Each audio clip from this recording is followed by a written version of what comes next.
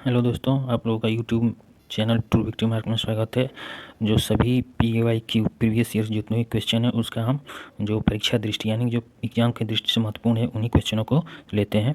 ठीक है, तो पहला जो हमारा क्वेश्चन है जो उत्तर प्रदेश PCS मेंस जो 2017 से पहले हुआ करता था और उसमें ऑब्जेक्टिव आते थे, तो उसमें जो अर्थशास्त्र के हैं कुछ क्वेश्चन जो करंट अफेयर छोड़कर बाकी को इसमें संकलन किया गया है जो काफ़ी महत्वपूर्ण है।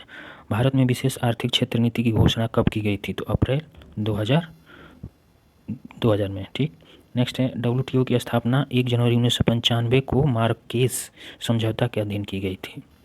ठीक, इससे पहले ये था गैट। ठीक, तो गैट था तो ये हुआ था 15 अप्रैल 1900 जो गैट की स्थापना हुआ था 1945 में, 1944-45 में। तो उस टाइम भी इंडिया इसका जो था हमारा फाउंडिंग मेंबर था और इसी के बदले गैट के बदले अब हो गया WTO। तो WTO हुआ तो इसमें 15 अप्रैल 1994 को मार्केस में समझौता हुआ था, उसमें 124 देशों ने हस्ताक्षर किए थे। तो इस तरह से हमारा WTO की स्थापना 1 जनवरी 1995 को हुई। नेक्स्ट क्वेश्चन है आंतरिक व्यापार इनसाइड ट्रेडिंग शेयर बाजारों से है। इसका मतलब इनसाइड ट्रेडिंग कहाँ होता है? शेयर बाजार में होता है।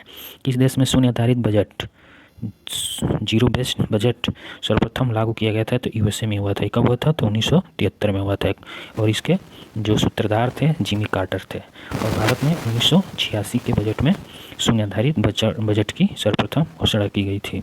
खुले बाजार की कार्यवाही समाहित होती है। तो खुले बाजार की कार्यवाही साख नियंत्रण की परिणात्मक विधियों में जो है समाहित होती है। परिणात्मक साख नियंत्रण विधि क्या है? तो bank rate, convertible reserve, open market operations, ये सब जो हमारा परिणात्मक साख नियंत्रण की विधियाँ हैं। जब इन्फ्लेशन होता है, महंगाई बढ़ती है, तो बैंक रेट को जो RBI है उसको इंक्रीज कर देता है ताकि लोन महंगे हो जाए और महंगाई कंट्रोल में आ जाए। नेक्स्ट है केंद्र सरकार द्वारा राज्यों को, जो राज्य हैं उनको गैर योजना अनुदान नॉन प्लान ग्रांट्स देने की अनुशंसा करता है, तो ये वित्त आयोग करता है। ये आर्टिकल 280 में वित्त आयोग होता है और इसकी अनुशंसा होती है तो आर्टिकल 281 में होती है। जो केंद्र सरकार मानने के लिए बाध्य नहीं है, मन में आए तो उसकी अनुशंसा को माने या उसके हिसाब से अपना ज़्यादा या कम करके उसको राज्यों को दे सकता है। ठीक, NGT जो है इसका जो है इफेक्टिव फ्रॉम यानी कि NGT कब लागू हुआ था? तो 18 अक्टूबर 2010 से लागू हुआ था। NGT नेशनल ग्रीन ट्रिब्यूनल जो इन्वायरमेंट के क्रियाकलापों को देखता है। न्यूनतम मजदूरी अधिनियम कब आया था? तो ये 1948 में न्यूनतम मजदूरी अधिनियम आया था।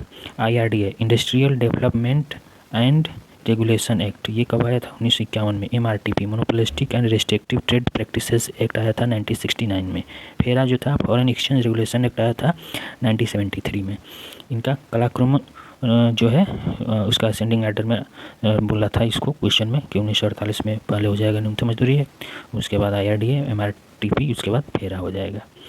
एक क्वेश्चन है जो आया था, ये अर्थशास्त्र से लगता है, जो समाजशास्त्र से लगता है। जैसे ज्ञान जो हमें विद्यालय से मिलता है कहलाता है अर्थगत स्मृति, सेमेंटिक मेमोरी बोलते हैं इसको। नेक्स्ट है हमारा किस 5 ईयर प्लान में गरीबी हटाओ विषय वस्तु पर गरीबी उन्मूलन कार्यक्रम का सर्वप्रथम प्रारंभ किया गया था 5वीं पंचवर्षीय योजना में। इसी के टाइम में हमारा इमरजेंसी भी लागू हुआ था। ठीक है, 5वीं पंचवर्षीय योजना में। व्यापार एवं माल निशान एक्ट पारित हुआ था 1958 में, 1958 में हुआ था, 58 में। प्रथम भूमि विकास बैंक की स्थापना, ये इंपॉर्टेंट क्वेश्चन है। प्रथम भूमि विकास बैंक की स्थापना 1920 में हुई थी। कहाँ हुई थी? तो झांग कहाँ था ये? तो ये पंजाब में था। तो उस time long term agriculture loan जो लेना था कृषि के लिए, कृषि में सुधार करने के लिए, तो ये प्रथम जो भूमि विकास बैंक था वो देता था। नेक्स्ट है कृषि वित्त के प्रमुख सिद्धांत क्या है? तो कृषि वित्त के प्रमुख सिद्धांत उद्देश्य, व्यक्ति, उत्पादकता, नियोजन, संगठन, ये सब हमारे कृषि वित्त के प्रमुख सिद्धांत हो जाएंगे। कस्तूरबा गांधी बालिका विद्यालय योजना का आरंभ कब हुआ था? तो ये 2004 में हुआ था, लेकिन 2007 में इसको सर्व शिक्षा अभियान के अंदर मर्ज कर दिया गया। मिड डे मील योजना ये हुआ था लागू 15 अगस्त 1995 से, लेकिन ये जो है 2021 में इसको PM पोषण के तहत ला दिया गया। ठीक, यानी कि अब जो मिड डे मील जो हमारा है योजना अब क्या हो गया है 2021 से पीएम पोषण हो गया है। ठीक, अब नेक्स्ट है क्रिमिनल ट्राइब्स एक्ट, यानी कि जो भी जनजातीय लोग थे तो उस पर उनको नियंत्रण करने के लिए एक क्रिमिनल ट्राइबल एक्ट लाए थे ये। तो ये 1871 में ये लोग पारित किए थे ब्रिटिश लोग, क्योंकि जो जंगल पे अपना अधिकार चाहते थे तो वो सोचे कि इनको हटाने के लिए क्रिमिनल ट्राइब एक्ट लाए, और ताकि ये लोग यहाँ से हट जाए डर के। नेक्स्ट है हमारा Indian institute of ecology and environment. तो इसकी स्थापना हुई थी 5 जून 1980 में। ठीक, Indian institute of ecology and environment, और कहाँ पे हुई थी? तो नई दिल्ली में हुई थी। नेक्स्ट है अंतर्राष्ट्रीय समुद्री संगठन का मुख्यालय, इंटरनेशनल मैरीन ऑर्गेनाइजेशन, तो ये लंदन में है। ठीक, अंतर्राष्ट्रीय समुद्री संगठन का मुख्यालय लंदन में है। अंतर्राष्ट्रीय वित्तीय सेवा केंद्र जो स्थापित हुआ था 2015 में, ये गांधीनगर में हुआ था। राष्ट्रीय बागवानी मिशन कब प्रारंभ हुआ था? तो मई 2005 में हुआ था। नेक्स्ट है बैंकिंग नियंत्रण अधिनियम, बैंकिंग रेगुलेशन एक्ट का नियमन हुआ था 10 मार्च 1949 में, बहुत पहले हुआ था ये बैंकिंग नियंत्रण अधिनियम। और भारतीय स्टेट बैंक का राष्ट्रीयकरण हुआ था 2 जून 1956 को हुआ था। ठीक, रूलिंग प्लान जो था गुरनाल मिर्डल का ये कंसेप्ट था। इन्होंने सर्वप्रथम 1 अप्रैल 1978 को Indian economy in its broader setting book में उल्लेख किए थे रूलिंग प्लान का। ठीक, जो हमारे यहाँ 1978 से 1980 तक रूलिंग प्लान, जो हमारे मोरारजी देसाई पीएम बने थे, फर्स्ट नॉन कांग्रेसी पीएम, उस टाइम ये जो था लागू हुआ था रूलिंग प्लान। प्रमुख व्यूहरचना मेजर स्ट्रेटजी के रूप में 9वीं पंचवर्षीय योजना 1997 से 2002 में महिला अंश योजना वुमेन्स कंपोनेंट प्लान प्रारंभ की गई थी। काफ़ी इंपॉर्टेंट क्वेश्चन है ये। मेजर स्ट्रेटजी के रूप में 9th 5 ईयर प्लान में महिला अंश योजना वुमेन्स कंपोनेंट प्लान प्रारंभ की गई थी।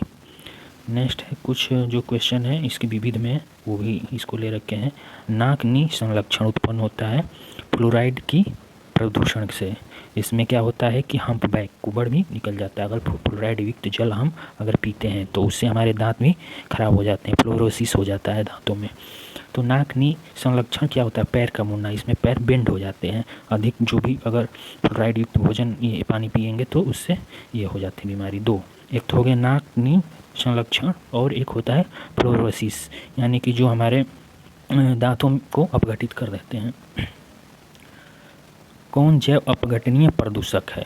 बायो डिग्रेडेबल, यानी कि जो भी माइक्रो ऑर्गेनिज्म है, सीवेज हो गया या और में जैसे ब्रेड है या रोटी है तो उसमें फूंद लग जाती है और छोड़ देने पर उसको अपघटित कर देंगे, धीरे धीरे सब खा के ख़त्म कर देंगे, तो उसी को जैव अपघटनीय प्रदूषक कहते हैं।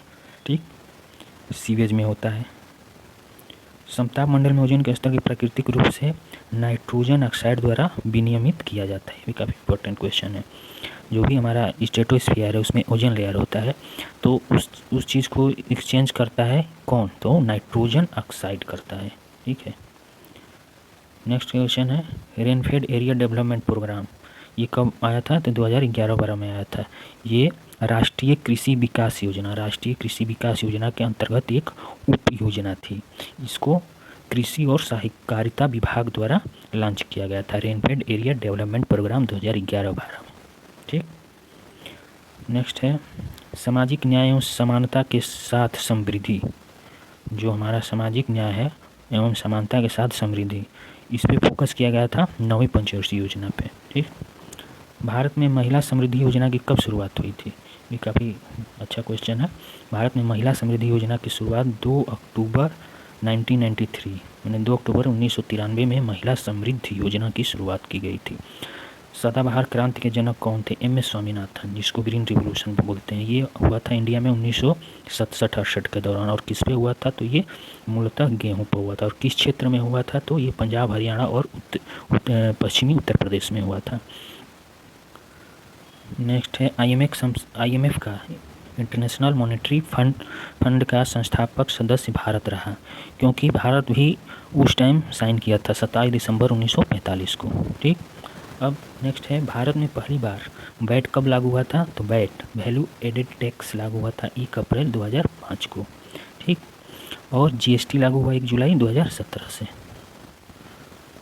प्रभावी राजस्व घाटा, इफेक्टिव रिवेन्यू डिफिसिट, ये भारत के केंद्रीय बजट 2011-12 से प्रारंभ हुआ था। ठीक।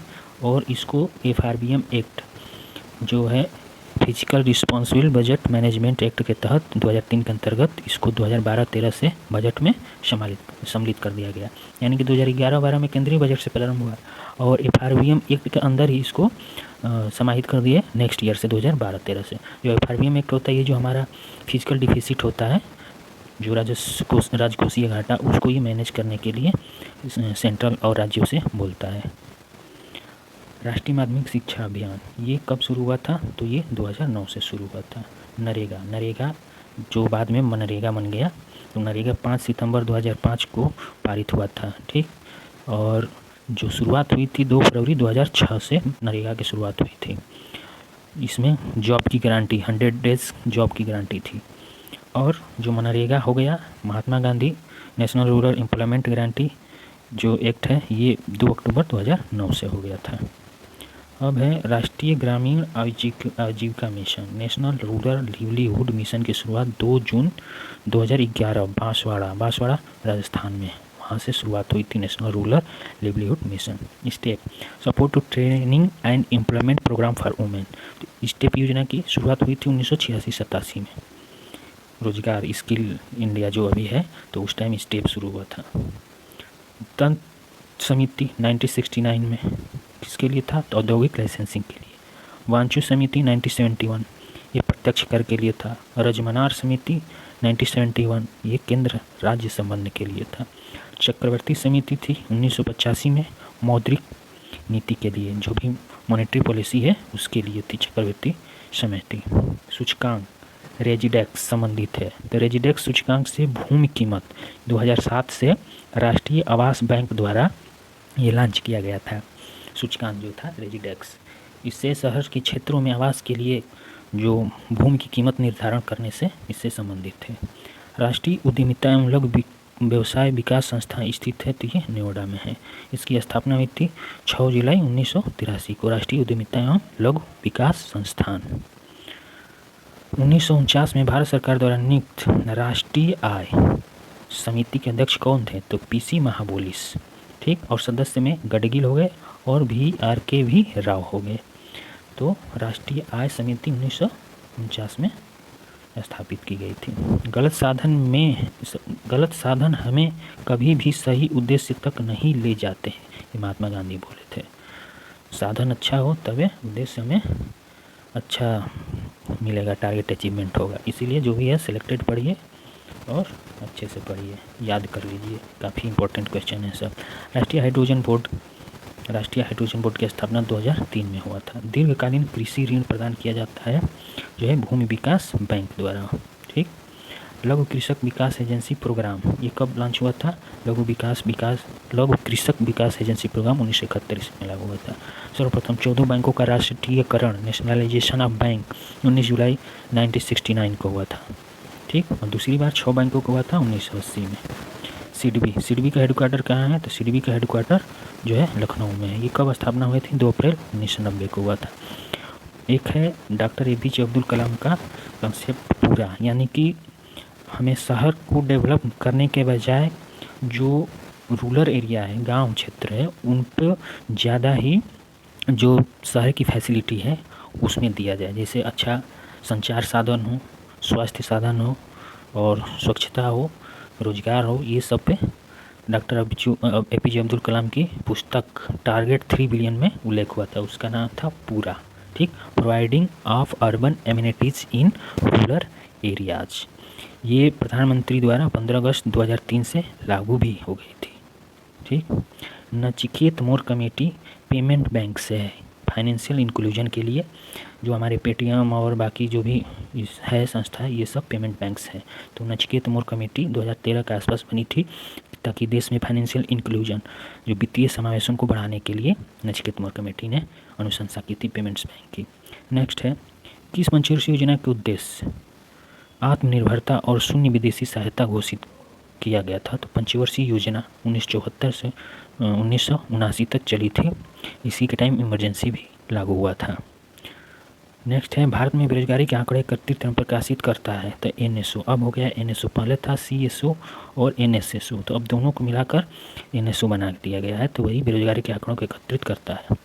अब है ऐसे ही क्वेश्चन आया था DRR, DWR, DMR और DPR, और इसको सुमेलित करना था कौन कौन सा स्थान पे है। तो DRR यानी कि डायरेक्टरेट ऑफ राइस रिसर्च, ये हैदराबाद में।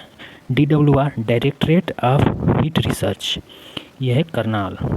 और DMR डायरेक्टरेट ऑफ मेज रिसर्च, नई दिल्ली में। और DPR directorate of pulses research, Kanpur में। ठीक। राष्ट्रीय पादप अनुसंधान संस्थान ब्यूरो कहाँ स्थित है? तो नई दिल्ली में। ऊर्जा संरक्षण अधिनियम कब से प्रभावी हुआ? तो 1 मार्च 2001 से। BEEE जो आता है ना कि ये 5 स्टार रेटिंग, ये सब जो भी हमारे AC कूलर फ्रिज वगैरह पे होते हैं। नेक्स्ट है CSSIR, ठीक, central soil salinity research institute कहाँ है? तो करनाल में है। ठीक। CTCRI central tuber crop research institute Trivandrum में है। IRRI international rice research institute है मनीला में। और CAZRI central arid zone research institute है जोधपुर में। ठीक। तो ये भी मैचिंग में आया था। भूदान आंदोलन विनोबा भावे की थी, जिन्होंने पोचमपल्ली गांव जो तेलंगाना स्टेट में है, वहीं से 18 अप्रैल 1951 से प्रारंभ किए थे। और भूदान की जगह ग्रामदान, तो ग्रामदान आंदोलन उड़ीसा से रिलेटेड है। नेक्स्ट है ग्रामीण अवस्थापना विकास कोष 1995-96 से लागू हुआ था। हैंडबुक ऑफ एग्रीकल्चर प्रकाशित होती है किसके द्वारा? तो भारतीय कृषि अनुसंधान द्वारा हैंडबुक ऑफ एग्रीकल्चर प्रकाशित होती है। केंद्रीय खाद्य तकनीकी अनुसंधान स्थित है, केंद्रीय खाद्य तकनीकी अनुसंधान मैसूर में स्थित है। Indian economy Gandhian blue print नामक जो है इंडियन इकोनॉमी, ये चौधरी चरण सिंह का है, जो प्रधानमंत्री थे। Indian economy Gandhian blue print के पुस्तक के लेखक चौधरी चरण सिंह। रुपये का 2 बार एक ही वर्ष में अवमूल्यन किया गया। 3 बार हुआ था, लेकिन क्वेश्चन में 2 बार पूछा था। तो ये 1991-92 में हुआ था, जो हमारा 1 जुलाई 1991 में, फिर 15 जुलाई 1991 में, फिर 3 जुलाई 1991 में। तो इस तरह से जो उत्तर प्रदेश PCS मेंस के क्वेश्चन थे ऑब्जेक्टिव, उसको हम किए। ये काफ़ी हमारे यूजफुल है। और ऐसे ही वीडियो के लिए please share and subscribe YouTube channel true victory mark. Thank you for watching.